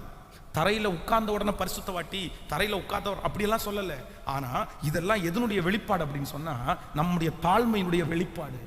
என்னால் அப்படி இருக்க முடியும், தரையிலையும் இருக்க முடியும். இதெல்லாம் இந்த பழக்கங்கள் எல்லாமே வந்து திருச்சபைகள் இப்போ மாறிடுச்சு. நம்மளே அப்படிதான். இந்த சர்ச்சை இப்போ அழகா ரெடி பண்ணதுக்கு பிறகு வந்து இப்படி உங்களை தரையில் உட்கார வைக்க முடியுமான்னு தெரில. ஏன்னா வசதிகள் அப்படி மாறிடுச்சு. இனி செருப்பு போட்டு தான் சில நேரத்தில் சில இடங்களில் செருப்பு போட்டு தான் போக வேண்டியது மாதிரி இருக்குது. ஏன்னா அந்த செருப்பு 10,000 பேர் வர இடத்துல வந்து உங்கள் செருப்பை நம்ம பத்திரப்படுத்த முடியாது. அது ஒரு பெரிய வேலை. சின்ன கூட்டம் இருக்கும்போது எல்லாத்தையுமே அதுக்கு தகுந்த மாதிரி அரேஞ்ச்மெண்ட்ஸ். இன்னைக்கு அதே மாதிரி இப்போ வந்து கீழே எல்லாருக்கும் என்ன பண்ணுது அப்படின்னு சொன்னால், இந்த பழக்கம் ரொம்ப குறைவானதுனால எல்லாரும் சேரில் உட்காரனால அந்த பெயின் வருது. ரொம்ப நேரம் அந்த செய்தியை உட்காந்து கேட்க முடியுதில்ல. செய்தி டிஸ்டர்பன்ஸ் ஆகுது. செய்தியை நீங்கள் கிளியராக கேட்கணும்னா ஒரு சேரில் உட்காரணும் அப்படின்றது மாதிரிலாம் வந்துடுது. ஆனால் அடிக்கடி இதில் வந்து நீங்கள் வந்து ஒரு கூட்டம் இருக்காங்க, ஒரு வம்சத்து ஆட்கள், அவங்க வீட்டில் இருக்கிற டைனிங் டேபிள் வந்து ஹைட்டாக இருக்காது, கீழே தான் இருக்கும். நீங்கள் பார்த்துருக்கீங்களா? நீங்கள் துபாய் இன்னும் வந்து இங்கேயும் இருக்குது. நீங்கள் கோயம்புத்தூர்லேயும் பார்த்தீங்கன்னா சில ரெஸ்டாரண்ட்டுக்கு போயிட்டீங்க அப்படின்னா, இந்த ஒரு சில ரெஸ்டாரண்ட் இருக்குது. அந்த ரெஸ்டாரண்ட்டுகளுக்கு போயிட்டீங்கன்னா அவங்க வந்து டேபிள் நம்ம உட்கார்ற மாதிரி பெரிய டேபிள் இருக்கும், சேரில் உட்காந்து இப்படி சாப்பிட்ற மாதிரி. ஆனால் இன்னொரு இடத்துல போய் பார்த்தீங்கன்னா தரையில் தலான மாதிரி ஒன்றை போட்டு தரையில் உட்காந்து சாப்பிட்றது மாதிரி அவங்க ஒன்று செட் பண்ணியிருக்காங்க. நீங்கள் தரையில் உட்காந்து அந்த திவான் மாதிரி அப்படி செட் பண்ணி உள்ளே உட்காந்து நீங்கள் சாப்பிடலாம். அந்த இடத்துக்கு நீங்கள் போய் பாருங்கள். அப்போது நான் என்ன நினைப்பேன்னா, ஏன் அப்படின்னா அவங்க வந்து தரையில் உட்காந்து சாப்பிடணுன்ற அதை வச்சுருக்காங்க பாருங்களேன். நான் எவ்வளோ உயர்ந்தவனாக இருந்தாலும் நான் கீழத்தை உட்காந்துடணும் அப்படின்ற அந்த மைண்ட் செட் தான் அதுக்கு காரணம். அப்போ நம்ம நிறைய பேர் அப்படியே உயர்ந்து இருந்துகிட்டே பழகிட்டோம். அப்படி இல்லை, இந்த தாழ்மை, மனத்தாழ்மை உங்கள் எல்லாருக்கும் வேணும். இல்லைன்னா கஷ்டப்படுவீங்க சிஸ்டர். தன்னுடைய பலத்தை நம்பி பெருமையாய் இருக்கிறவர்கள் வந்து நிச்சயமாய் நீங்கள் கஷ்டப்படுவீர்கள் ஒரு நாள். உங்களுடைய ஊழியக்காரன் நான் உங்களுக்கு அன்பாய் சொல்லுகிறேன், படித்ததனுடைய அந்த ஆணவம் சொல்லுவாங்கல்ல, அந்த நான் பெரிய படிப்பாளி, டேஞ்சர் சிஸ்டர், டேஞ்சர் பிரதர். அதே போல் சிலருக்கு நான் ரொம்ப அழகாக இருக்கேன், நான் நல்லா இருக்கேன்ற நினைப்பு உங்களுக்கு கண்டிப்பாக வேணும். அது இல்லைன்னா கான்ஃபிடென்ட்டே இல்லாமல் போயிடும். நான் அழகாக இருக்கேன், கடவுள் என்ன அழகாக படைச்சிருக்காங்க. சிலருக்கு பார்த்தீங்கன்னா என் அழகுக்கு முன்னாடி நீ ஒரு தூசி, நீ ஒரு கால் தூசி வருவியா பாரு, என் அழகுக்காக அப்படியே லைனில் நிற்கிறாங்க பாரு 10 பேர். வேற எதுக்கும் என்னை கல்யாணம் பண்ணலை, என்னை அழகுக்காகவே கல்யாணம் பண்ணிட்டாங்க. நான் அப்படி இருக்கிறேன், நான் இப்படி இருக்கிறேன், என்ன வரணுன்னே நினைக்கிறீங்க. ஐயோ, சிலரெல்லாம் எனக்கு சில டைம் சிரிப்பாக வரும். அது காமெடியாக தான் இருக்கும். அப்படின்னா நான் ரொம்ப அழகாக இருக்கிறதுனால அவன் என்னை பார்த்துட்டான், இவன் என்ன பார்த்துட்டான், இவன் எனக்கு பிரச்சனை பண்ணான், அவன் எனக்கு பிரச்சனை பண்ணான். அப்புறம் வந்து இவர் நான் அழகாக இருக்கிறதுனால இத்தனை பிள்ளைங்க என்னை தேடி வந்துருச்சு, அந்த பிள்ளை என்னை தேடி வந்துருச்சு, அந்த அம்மா எனக்கு அப்படி பண்ணாங்க, இந்த அம்மா ஓப்பா சாமி, இவங்களெல்லாம் கொண்டு போய் எந்த ஆற்றுல முக்கி ஞானஸ்தானம் கொடுக்குறதுன்னு தெரில. அப்படி ஒரு ஒரு பயங்கரமான எண்ணம் பாருங்க. அப்படி ஒரு எண்ணம், என்னடா இது அப்படின்னு. அப்படி ஒரு இல்லை, அழகாக இருக்கிறோம், கர்த்தர் அழகாக வச்சிருக்காரு. ஆனால் இந்த அழகே எனக்கு கடைசி வரைக்கும் போதும்னு என்ன பண்ணிட முடியாது. கேட்கல, ரொம்ப ஜாக்கிரதை. நீங்க எதுல பெருமைப்படுறீங்களோ அதுதான் உங்களுக்கு ஆபத்தா முடிஞ்சிடும். பக்கத்துல கையை பிடிச்சு சொல்லுங்க, நல்லா சொல்லுங்க. எல்லாரும் சொல்லிட்டீங்களா? ஹலோ, கைகளை அசைத்து ஒரு ஹல்லேலூயா சொல்லலாம். எல்லா ஆண்டவரும் உங்களுக்கு ஆசீர்வாதத்தை தரட்டும். ஆனா மகிமை மட்டும் யாருக்கு போகணும் அப்படின்னு சொன்னா கர்த்தர் ஒருவருக்கு. ஹல்லேலூயா. கார் வாங்குங்க, ஆனா எதுக்கு வாங்காதீங்க? கேட்கல? ஆமென். வீடு கட்டுங்க, ஆனா எதுக்கு கட்டாதீங்க? கட்டக்கூடாது. எல்லாமே எதுக்காக இருக்கணும் அப்படின்னா, தேவன் எனக்கு தந்திருக்கிறத நான் சந்தோஷத்தோட அனுபவிக்கலாம். ஆனா என் மனசுல அதை குறித்து என்ன வந்துடக்கூடாது. ஹல்லேலூயா. கைகளை அசைத்து ஒரு ஹல்லேலூயா. கடந்த சில நாட்களுக்கு முன்பாக என்னுடைய இந்த கார் வந்து ரொம்ப பிரச்சனையாகவே இருக்குது. கொஞ்சம் உள்ளே ஒழுகுது. அப்புறம் வந்து அதனுடைய நிறைய வேலை இருக்குது. அப்போ வந்து நான் வந்து சரி, இப்போ நமக்கு ரொம்ப பணம் நெருக்கமாக இருக்கிறதுனால சரி ஒரு செகண்ட்ஸ் கார் கூட வாங்கிடலாம் அப்படின்னு ஒரு தீர்மானம் மனசில் எடுக்கும்போது, ஒரு பிரதர் வந்து நல்ல பிராண்டு, ஹை பிராண்ட் ஒரு கார், ஆனால் ரொம்ப குறைவான விலை. அப்போ அவர் சொன்னார், இதை வேணா எடுத்துடலாமா? அவர் அது எடுத்துடலாமான்னு சொன்னால் கூட பரவாயில்ல, இதில் மட்டும் நீங்கள் போனீங்கன்னு வைங்களேன், உங்கள் பேரும் அதுவும் மேட்சாக இருக்கும், பயங்கரமாக இருக்கும் அப்படின்னாரு. அந்த உடனே நான் சொன்னேன், இது வந்து இந்த காரனுடைய மதிப்பு இவ்வளோ இருக்குது, ஆனால் நம்ம வந்து ஒரு 5-6 லட்சத்து தான் இதை கொடுத்து வாங்குறோம். இதனுடைய ஒரிஜினல் காஸ்ட் 50 லட்சம் ரூபா வரும். ரோட்டில் போகும்போதெல்லாம் நிறைய பேர் இது 50 லட்சம் ரூபா காரணம்னு நினைப்பாங்க. அவங்களுக்கு எப்படி பதில் சொல்கிறது அப்படின்னா, உடனே சொன்னேன், பின்னாடி ஒரு ஸ்டிக்கர், இது 2ஆம் தரமாய் வாங்கப்பட்டது. அது சொல்ல எனக்கு அது பாஸ்டர் வேணா ஒன்றும் பண்ணலாம், நீங்கள் அந்த மாதிரி சொல்லணும்னு நினைக்கிறீங்க அப்படின்னு சொன்னால் அவங்களுக்கு எல்லாரும் சொல்லிடலாம். எப்படின்னா, இந்த கார் 2ஆம் தரமாக வாங்கப்பட்டது அப்படின்னு எழுதி ஒட்டிட்டீங்க அப்படின்னு சொன்னால், ஓ எல்லாரும் அண்டர்ஸ்டாண்ட் பண்ணிக்குவாங்க, இது செகண்ட் ஹேண்ட் காரு, பாஸ் ஆகல. அப்போ நான் சொன்னேன், இல்லைப்பா அதை வச்சு நம்ம ஒன்றும் மெயின்டைன் பண்ண முடியாது, அது மாதம் நிறைய செலவாகும், அதெல்லாம் நம்ம தேவையில்லை, அது ஒன்றும் பிரச்சனை இல்லை, அப்படி அது விட்டுட்டோம். அப்படி அப்போது சிலர் வந்து எதுக்கா பெருமைக்காவது ஏதாவது ஒன்று என்ன பண்ணிடணும், அது உடஞ்சதோ நொஞ்சதோ, ஆனால் அவங்களுக்கு என்ன காமிக்கணும், அவங்களுக்கு பெருமை காமிக்கணும். இல்லை இல்லை, ரொம்ப கேர்ஃபுல்லாக இருக்கணும். தாழ்மை உள்ளவனுக்கு கர்த்தர், கேட்கல சத்தமாக சொல்லுங்க எல்லாருமே, கிருபை அளிக்கிறாரா? என்னுடைய கணவனாரை விட நான் உயர்ந்தவேன்ற எண்ணம் எனக்கு, அதை விட என் மனைவியை விட நான் உயர்ந்தவேன்ற எண்ணம் கூட எனக்கு என்ன பண்ணிடக்கூடாது. நான் உனக்கு ஒன்றும் தெரியல அப்படின்னு திட்டுறது வந்து நான் பெரிய விஷயமா ஒன்றும் சொல்லலை. ஆனால் நான் என்ன பண்ணுறேன்னா, உங்கள் மனசில் என் மனைவிக்கு ஒன்றும் தெரியாதுன்றது என்ன பண்ணிடக்கூடாது. கேட்கல, உங்கள் மனைவிக்கு ஒன்றுமே தெரியாமல் இருக்கலாம் பிரதர், ஒரு ஜபம் மட்டும்தான் உங்கள் மனைவி தெரியுமா இருக்கலாம். ஆனால் நீங்கள் சம்பாதிக்கிற மொத்த சம்பாத்தியத்துக்கும் அந்த ஜபந்தான் காரணன்றதை நீங்கள் மறந்துடாதீங்க பிரதர், மறந்துடாதீங்க பிரதர். உங்கள் மனைவிக்கு வந்து மற்றவங்கள மாதிரி வெளிப்படையாக பேச தெரியாது, ரொம்ப நல்ல ட்ரெஸ்ஸை போட்டு முன்னாடி வந்து நிற்க தெரியாது, கலகலான்னு பேச தெரியாது, இங்கிலீஷ் பேச தெரியாது, அவங்க என்னமோ அப்படிதான் இருப்பாங்க, பேதையாக இருப்பாங்க. ஆனால் உங்கள் மனைவியை குறைவாக நினைக்காதீங்க, அவங்களுடைய முழங்கால் தான் அவங்களை இவ்வளோ தூரம் வளர்த்துது. உங்களை விட அவங்களுடைய பவர் ரொம்ப பெருசு பிரதர். அவங்க இல்லைன்னா உங்களுக்கு தெரியும், அவங்க இல்லைன்னா தெரியும். அதனால எல்லாரையும் நம்மை விட எப்படி நினைக்கணுமா, மாமா மேலானவர்களா. ஹல்லேலூயா, கைகளை அசைத்து ஒரு ஹல்லேலூயா சொல்லலாம். ஆமென். ஸோ 3வது நாள் அது ஒரே லைனில் சொல்கிறேன். மத்தேயு எழுதின சுவிசேஷம் 16ஆம் அதிகாரம் 13வது வசனத்திலிருந்து 17வது வசனம் வரைக்கும். அப்படின்னா ஆண்டவரை அப்ரிசியேட் பண்ணது, ஆண்டவர் தட்டி கொடுத்தது, ஆண்டவரை குறித்த அறிவு அவனுக்குள்ள இருந்துச்சு, அதனால ஆண்டவர் தட்டி கொடுத்தார். நம்பர் 4, 4வது ஆதியாகமம் 22ஆம் அதிகாரம் 16வது வசனத்தை வாசிப்பீர்களே, ஆனால் அங்க தேவனுக்கு விட்டு கொடுத்ததுனால ஆண்டவருக்கு ரொம்ப பிடிச்சி கர்த்தரவனை அப்ரிசியேட் பண்ணாரு. ஆமென். ஸோ ஒருவேளை வந்து நீங்கள் இந்த செய்தி இந்த 4 பாயிண்ட்ஸ் நீங்கள் கேட்கணும்னா அடுத்த சர்வீஸுக்கு வந்து நாங்கள் இதை கண்டினியூ பண்ணுறோம், அதை விளக்கமாக ஆண்டவருடைய துணையோடு சொல்ல விரும்புகிறேன். ஸோ இப்போது இந்த 2 காரியங்களையும் விளக்கமாக உங்களுக்கு சொன்னேன், மற்ற 2 காரியத்தையும் 4 விஷயத்தை சொல்லியிருக்கிறேன். ஸோ சொல்லுங்கள் பார்க்கலாம், ஆண்டவர் நம்மளை எப்போ தட்டி கொடுப்பார் அப்படின்னா, நம்பர் 1 முதலாவதாக கொஞ்சத்தில் உண்மையாய், அப்படின்னா கொடுக்குற கொஞ்சத்தை பெருக்கிறவங்கள ஆண்டவர் என்ன பண்ணுவாரா மாமா, தட்டி கொடுப்பாரு. நான் உனக்கு கையில் கொடுத்தது நல்லா செஞ்சுட்ட பாடு.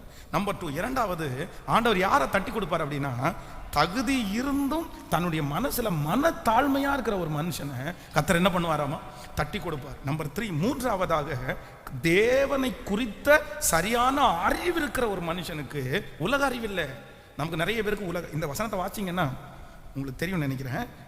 இந்த மனுஷன் என்ன பண்றாங்கன்னா, ஆண்டவரை யார் ஆண்டவர் நிறைய பேர் பேசிட்டு இருக்காங்க. அப்ப ஆண்டவர் சீடர்களை பார்த்து கேட்கிறாரு, என்ன நீங்க யாருன்னு சொல்றீங்கன்னு கேட்கும்போது பேதுரு மட்டும் எழுப்பி என்ன சொல்வானா, நீர் ஜீவனுள்ள தேவனுடைய குமாரன், நீ கிறிஸ்து அப்படின்னு.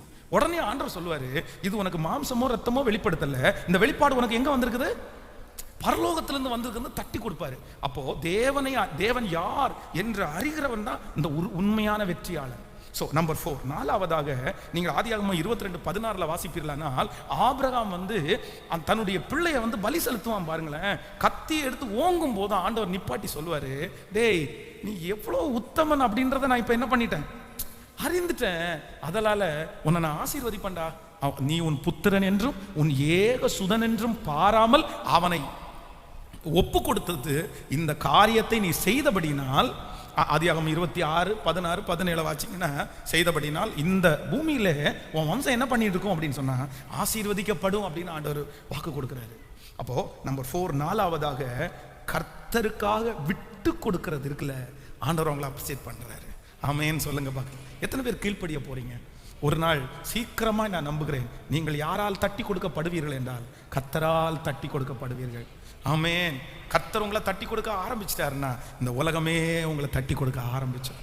எத்தனை பேர் ஆசைப்படுறீங்க, எத்தனை பேர் வேணும்னு கேட்குறீங்க? அப்படியே எழுமி நில்லுங்க பார்க்கலாமா, சீக்கிரமா எழுமி நின்று, ஆண்டவரே இன்னைக்கு பேசுகிற வார்த்தைகள் எல்லாம் எனக்குரியது, என் பிள்ளைகளுக்கு உரியது, என்னை தைரியப்படுத்துகிற ஒரு கர்த்தர், என்னை பலப்படுத்துகிற ஒரு கர்த்தர், என்னோடு இருக்கிற ஒரு தேவன், ஆண்டவரே ஒரு நாள் என்னை கைவிடுகிறவர் அல்ல, ஸ்தோத்திரம் ஸ்தோத்திரம். எல்லாரும் கைகளை உயர்த்தி ஏசப்பாட்ட அந்த அந்த வார்த்தைக்காக கர்த்தரை ஸ்தோத்திரம் பண்ணுங்க பார்க்கலாம். சத்தமாய் ஆன்லைன்ல இருக்கிற ஆண்டவருடைய பிள்ளைகள் கூட கர்த்தருடைய வார்த்தைக்காக ஆண்டவரை துதிங்க. ஆண்டவரே 7 நாட்கள் இன்றையிலிருந்து அப்படியே வசனத்தை அப்படியே கொண்டு எங்களுக்கு நிறைச்சிட்டே இருங்க ஆண்டவரே. உங்க பிரசன்னத்தை அனுப்பி எங்களுடைய ஆலயத்தை அப்படியே நிரப்பிட்டே இருங்க ஆண்டவரே. சொல்லுங்க ஹல்லேலூயா. ஸ்தோத்திரம் ஸ்தோத்திரம் ஸ்தோத்திரம் ஸ்தோத்திரம் ஸ்தோத்திரம். ஆண்டவரே, என்னை முழுவதுமாய் ஒப்பு கொடுக்கிறேன், என்னை முழுவதுமாய் நான் தாழ்த்துகிறேன். என் கொம்பை உயர்த்தின கர்த்தர் நல்லவர், நான் ஒரு நாளும் வெட்கப்பட்டு போவது இல்லை, வெட்கப்பட்டு போவது இல்லை. ஹல்லேலூயா. ஸ்தோத்திரம் ஸ்தோத்திரம். இந்த குவாலிட்டி எல்லாம் எனக்கு வரட்டும் ஆண்டவரே. நீர் ஒரு நாள் ஆண்டவரே மோசையை புகழ்ந்தது போல நீங்க என்ன புகழணும். என் தாசனாகிய மோசையோ, என் தாசனாகிய பென்சோ அப்படிப்பட்டவன் அல்ல. என் வீட்டில் எங்கும் அவன் உண்மை உள்ளவன், என் வீட்டில் எங்கும் அவன் உண்மை உள்ளவன். ஓ ஹல்லேலூயா. என் கொம்பை உயர்த்தினீரே, என் தலையை உயர்த்தினீரே, வெட்கப்பட்டு போவதில்லை, ஒரு நாளும் வெட்கப்பட்டு போவதில்லை, வெட்கப்பட்டு போவதில்லை, வெட்கப்பட்டு போவதில்லை. நன்றி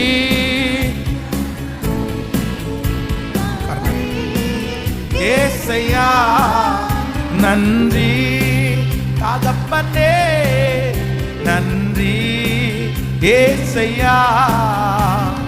வெட்கப்பட்டு போவதில்லை, வெட்கப்பட்டு போவதில்லை, வெட்கப்பட்டு போவதில்லை, வெட்கப்பட்டு போவதில்லை. ஹல்லேலூயா. ரொம்ப அழகான ஒரு சரணம். உனக்கு விரோதமாய் எழும்புவார்கள், ஆனாலும் உன்னை மேற்கொள்ள முடியாது. உன்னை காத்திட உன்னோடு இருக்கிறார், உன் தலையை ஒரு நாள் உயர்த்துவார். ஹல்லேலூயா. ஒரு என்கரேஜ்மெண்ட் கூட இல்லாம தன்னுடைய வாழ்க்கையிலே தோல்வியோடு இருக்கிற ஒவ்வொரு பிள்ளைகளுக்கும் கர்த்தர் வாக்கு கொடுக்கிறார், ஒரு நாள் இயேசு உங்களை தட்டி கொடுக்க வல்லவராக இருக்கு. ஆமென் சொல்லுங்க. பரலோகம் உங்களை மனிதர்கள் பார்க்கிற விதமாய் பரலோகம் பார்க்கறது இல்லை. நான் சொல்றேன், கர்த்தர் பரலோகத்தினுடைய பார்வையே வித்தியாசமானது. எத்தனை பேர் விசுவாசிக்கிறீர்கள்? இந்த அடிக்கடி நான் சொல்லி இருக்கிறேன், 2 கால்களும் ஆக்சிடென்டிலே இழந்து போன ஒரு தாயார், ஒரு திருச்சபை ஒரு கண்ணு கட்டாத தூரம் வளர்ச்சி அடைஞ்சிட்டே இருக்குது. அந்த பாஸ்டருக்கு ஆண்டவரிடத்துல ஒரு கேள்வி, ஆண்டவரே இந்த திருச்சபை வளர்வதற்கு என்ன காரணம்? நான் ஒன்றும் பெருசா செய்யற மாதிரி தெரியலையே, ஆனா இவ்வளோ வளருதே. அப்பதான் ஆண்டவர் சொன்னாராமா, அந்த தெருவழியாய் நடந்து போய் ஒரு சின்ன ஒரு குடிசையை காமிச்சு அந்த வீட்டுக்குள்ள போ அப்படின்னாராமா. அந்த வீட்டுக்குள்ள போகும்போது ரொம்ப குடிசையான வீடு, அடுப்பு, அந்த விறகடுப்பு அந்த வீட்டில் கரியா இருக்கு. வீட்டுக்குள்ள ஒரு அம்மா 2 அந்த கை தாங்கலாக 2 வச்சுட்டு 2 கால்களும் இல்லாம பைபிளை முன்னாடி வச்சுட்டு கண்ணீரோட அழுதுட்டு இருந்தாங்களாமா. ஆண்டவர் சொன்னாராமா, இந்த ஊழியத்தினுடைய வளர்ச்சி வேற யாருமே காரணம் இல்லப்பா, இந்த அம்மா தான் காரணம் அப்படின்னாராம். அந்த தாயாருடைய ஜபம் தாண்டா காரணம். ஒவ்வொரு நாளும் ஆத்துமாக்களுக்காக கதறாங்க, ஜெபிக்கிறாங்க, எங்க பாஸ்டர் பயன்படுத்துங்கன்றாங்க, இந்த வார்த்தை போய் கிரியை செய்யட்டும்ன்றாங்க. இவங்களுடைய ஜபத்தினால தான் இந்த இடத்துல ஒரு பெரிய எழுப்புதல் வந்திருக்குனாங்களாம். ஸோ அந்த அம்மாவை யாருக்கும் தெரியாது, அந்த அம்மாவை யாரும் என்கரேஜ் பண்ணல. ஆனா பரலோகம் அந்த அம்மாவை என்ன பண்ணுது அப்படின்னா, இந்த ஜபத்தில் இருக்கிற ஆண்டவருடைய பிள்ளையே. நான் நிறைய ஜபம் பண்றேன் பாஸ்டர், ஆனா என் குடும்பத்தில் எனக்கு மதிப்பே இல்லை. நிறைய பேருக்கு கண்களுக்கு முன்பாக நான் பைத்தியக்காரிய போல தெரிகிறேன். என் கணவனார் என்ன பைத்தியம்னு திட்டுறாரு, உனக்கு வாழவே தெரியாது, நீ ஜபம் ஜபம் ஜபம்னு இப்படி உட்காந்துருக்கிற, நீ என்னத்த பெருசா வாழ்ந்துட்ட, சும்மா ஸ்தோத்திரம் பண்ணோன்னா வந்துருமா, அல்லேலூயா சொன்னோன்னா வந்துருமா அப்படின்னு என்னை ரொம்ப கஷ்டப்படுத்துறாரு பாஸ்டர். என் ஜபத் பண்ணலாமா வேண்டாமான்னு நினைக்கிறேன். இல்லை, உங்க கணவனாருடைய பார்வை வித்தியாசமானது, உங்க பிள்ளையினுடைய பார்வை வித்தியாசமானது. ஆனா பரலோகம் சொல்லுது, உன் ஜபத்தினால தான் அவங்க வாழ்றாங்க, உன் ஜபத்தினால தான் உன் குடும்பம் நிலை நிற்கிறது. நீ ஜபத்தை நிறுத்திவிட்டால் அந்த குடும்பம் நிலை நிற்காது. அதனால நிச்சயமாகவே முடிவு உண்டு. உன் நம்பிக்கை வீண் போகாது, உன் மனதை தளரவே விடாதீர்கள். ஹல்லேலூயா. உனக்கு விரோதமாய் எழும்புவார்கள், ஆனால் உன்னை மேற்கொள்ள முடியாதே. உனக்கு விரோதமாய் எழும்புவார்கள், ஆனாலும் உன்னை மேற்கொள்ள முடியாது. உன்னை காத்திட உன்னோடு இருக்கின்றார், தலையை உயர்த்திடுவார். உன் உன்னை காத்திட உன்னோடு இருக்கின்றார். உன் தலையை காரங்களை மேல தடி. நன்றி தகப்பனே, நன்றி ஏசையா, நன்றி தகப்பனே, நன்றி ஏசையா. வெட்கப்பட்டு போவதில்லை, வெட்கப்பட்டு போவதில்லை, வெட்கப்பட்டு போவதில்லை, வெட்கப்பட்டு போவதில்லை. உங்க பிள்ளைகள் கையில் இருக்கிற காணிக்கைகளை ஆசீர்வதிக்கிறேன். இந்த ஊழியத்திற்காக எங்க பாஸ்டர் கர்த்தருடைய ஊழியத்தை உண்மையா செய்யறாரு அப்படின்னு நம்பி இந்த ஊழியத்திற்கு விதைக்கிறவங்களை பிள்ளைகளுக்காக ஜெபிக்கிறாங்க. எத்தனையோ பிள்ளைங்க மறைஞ்சிருந்து நிறைய பேர் செய்யறாங்க. எங்க திருச்சபையில் எத்தனையோ பிள்ளைங்க தங்களுடைய தசம பாகத்துல உண்மையா இருக்கிறாங்களே. நன்றி ஆண்டவரே, நீங்க எங்களுக்கு கொடுத்திருக்க பிள்ளைகளுக்கு கொடுத்திருக்கிற ஆசீர்வாதத்தினால்தான் இந்த ஊழியம் அப்படியே வளர்ந்து பெருகிறதற்காக ஸ்தோத்திரம். அவங்க கையை நிறைவா ஆசீர்வதிங்க. அம்முக்கி குலுக்கி சரிந்து விழும்படியாய் போடப்படட்டும். மாத்திர செலவு வேண்டாம் ஆண்டவரே, வீணான செலவு வேண்டாம் ஆண்டவரே. எங்க பிள்ளைகளுடைய பணம் வட்டிக்காரனுக்கு போக வேண்டாம் ஆண்டவரே. நன்றி ஆண்டவரே, கடன் முழுவதும் முடியட்டும் அப்பா. எங்க பிள்ளைகளுடைய வருமானத்தை ஆசீர்வதி.